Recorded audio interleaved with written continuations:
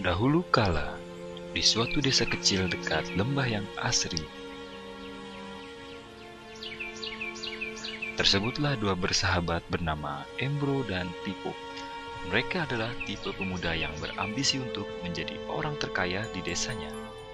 Mereka kerap membicarakan impian dan ambisi mereka itu akan kekayaan, kehidupan, dan gaya hidup yang ingin mereka miliki nantinya. Mereka tidak takut untuk bekerja keras. Hanya saja mereka masih belum mendapatkan kesempatan untuk dapat mewujudkan cita-cita mereka. Hingga suatu hari, kesempatan itu pun datang. Desa mereka membutuhkan lebih banyak air. Oleh karena itu, kepala desa mempekerjakan Embro dan Pipo untuk mengambil air dari mata air di gunung untuk dibawa ke tempat penampungan di desa. Mereka akan dibayar sesuai dengan banyaknya air yang dapat mereka bawa. Maka, mereka berdua pun menyambut dengan baik kesempatan ini. Embro dan Pipo pun segera melaksanakan pekerjaan tersebut dengan bersemangat. Setiap hari sejak pagi hingga sore, mereka bergegas menuju mata air dengan membawa ember masing-masing. Mereka bekerja keras untuk membawa air sebanyak mungkin ke tempat penampungan air di desa. Menjelang sore hari, mereka pun pulang dengan membawa upah dari hasil jerih payah mereka hari itu. Embro merasa puas sekali dari hasil kerjanya itu dan besarnya upah yang ia dapatkan. Ia yakin bahwa dengan pekerjaannya ini, ia bisa segera mewujudkan cita-citanya. Lain halnya dengan Pipo, ia merasa tidak nyaman dengan cara yang mereka lakukan itu. Ia mencari cara yang lebih nyaman untuk mendapatkan lebih banyak uang. Suatu hari, Pipo mendapat sebuah gagasan. Ia berniat membangun sebuah saluran pipa untuk langsung mengalirkan air ke tempat penampungan di desanya, sehingga ia tidak perlu lagi membawa ember. Dengan antusias, Pipo pun menceritakan gagasannya ini kepada Embro dan mengajaknya bekerja sama. Tetapi, Embro tidak sependapat. Ia bahkan mentertawakan gagasan Pipo tersebut. Embro merasa dirinya mampu mendapatkan lebih banyak uang dengan cara lebih sering mengambil air dan menggunakan ember yang lebih besar. Dengan cara ini, Embro yakin penghasilannya akan meningkat. Pipo akhirnya memutuskan untuk mewujudkan sendiri gagasannya itu. Ia mengerti tidaklah mudah untuk membangun saluran pipa tersebut. Dibutuhkan beberapa tahun untuk menyelesaikan dan menikmati hasilnya. Namun, tekadnya telah bulat. Ia pun tetap bekerja keras mengangkat air dengan ember setiap hari seperti biasa. Tetapi di akhir minggu dan setiap ada waktu luang, Pipo bekerja untuk membangun saluran pipanya. Pada bulan-bulan pertama, hasilnya hampir tidak kelihatan. Orang-orang mulai banyak mentertawakan dan mencemooh Pipo. Mereka menjulukinya Pipo si manusia saluran pipa. Sementara itu, penghasilan Embro telah meningkat 2 kali lipat.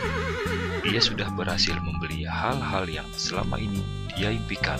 Gaya hidupnya pun sudah mulai berubah. Ia sering menghabiskan waktu dengan berfoya-foya sepulang kerja, menikmati hasil jerih payahnya mengangkat ember.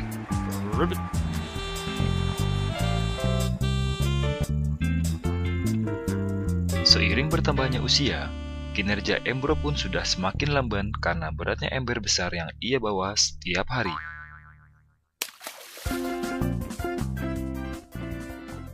Bulan berganti bulan, tahun berganti tahun, dan akhirnya Pipo berhasil menyelesaikan saluran pipanya. Kini tanpa perlu bersusah payah mengangkat ember, Pipo akan mendapat lebih banyak uang berkat air yang terus mengalir memenuhi tong-tong air di tempat penampungan.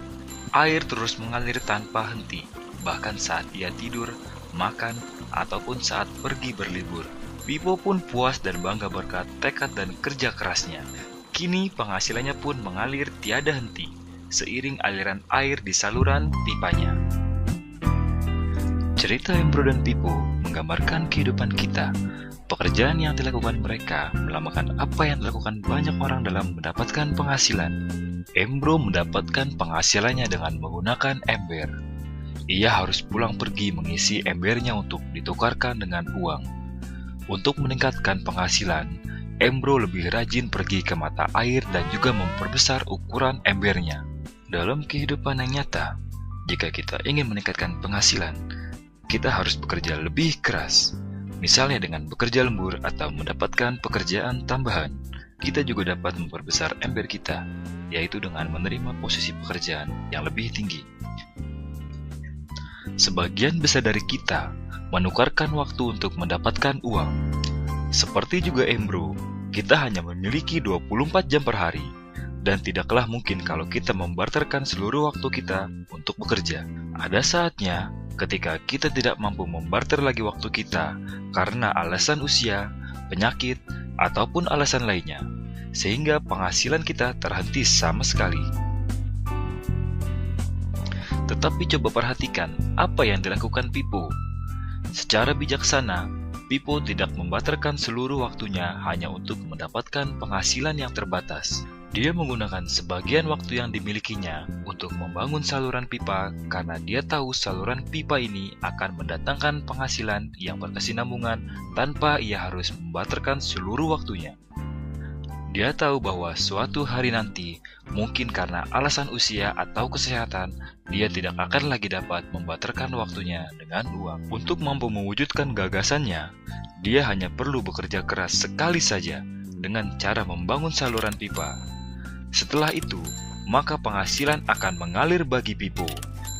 Pippo telah menunjukkan kepada kita bahwa untuk mendapatkan penghasilan, kita tidak harus selalu membarter waktu kita dengan uang. Ada cara lain yang lebih baik. Bagaimana dengan Anda? Apakah Anda masih seperti Embro yang membarterkan waktu Anda untuk mendapatkan penghasilan?